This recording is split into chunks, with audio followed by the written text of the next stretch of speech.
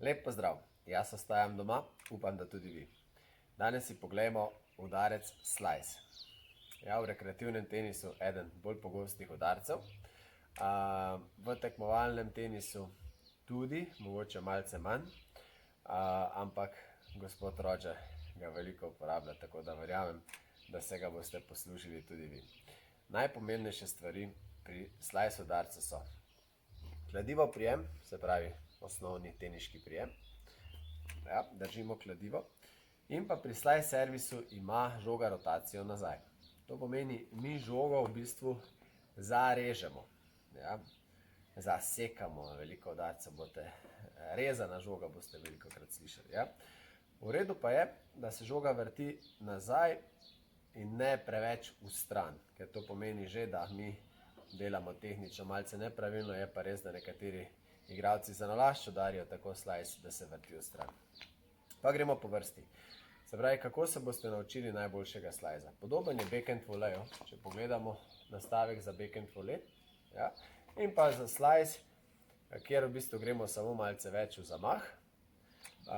In pa da tukaj smo že prej postavljeni z nogo naprej. Se pravi, pri sliceu mi že stojimo v tem položaju, ko ga igramo.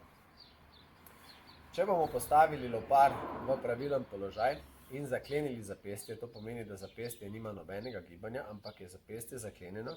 Če ga dobro gledate, se pravi, zapestje v sliceu je ves čas čvrsto in gremo samo v smer naprej.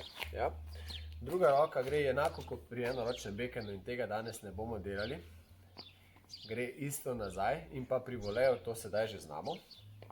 To pomeni, lopar nastavim v pravilen položaj. Vidite, da je malce obrnjen nazaj. Odprtje. Ja? Z levo roko ga držim čvrsto, zato da nam ne pade.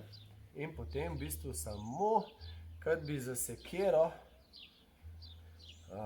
podiral drevo ali sekal v drevo, zasekam navzdol.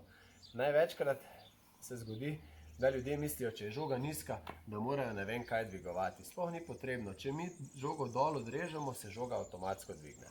Pa naredimo par pripravljalnih vaj. Prva vaja, date položaj leve roke, date roko v ta položaj, lopar naslonite gor in samo zdrsite po roki navzdol. Se pravi, lepo zdrsim po roki naprej in navzdol. Ja?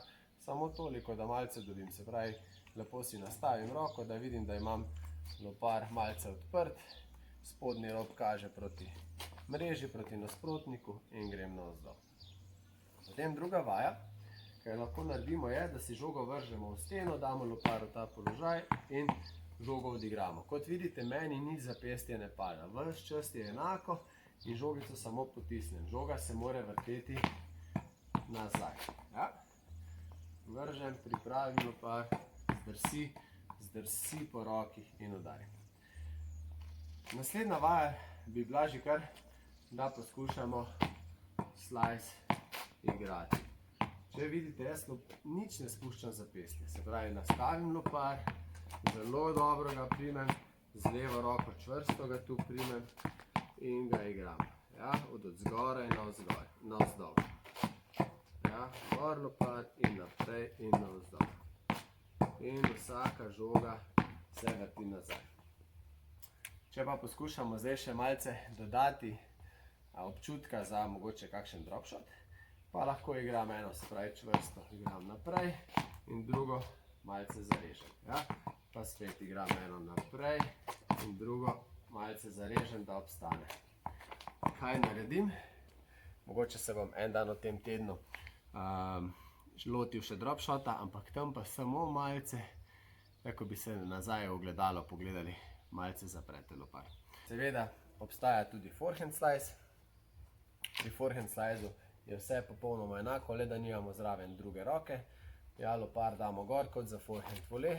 Ja, zelo enako, se pravi, ga damo gor, noge že postavimo in isto zasekamo v drevo navzdol, s tem, da je zapestje čvrsto in v bistvu potuje lopar samo od zgori, naprej skozi žogo, lepo čvrsto. In to je vsa umetnost slicea. V bistvu zelo enostaven udarec, poskusite ga, zabavajte se z njim, poskusite različne slice, hitrega, dolgega, kratkega, ki mu rečemo drop shot, mogoče se enkrat v tem tednu posvetim tudi temu udarcu.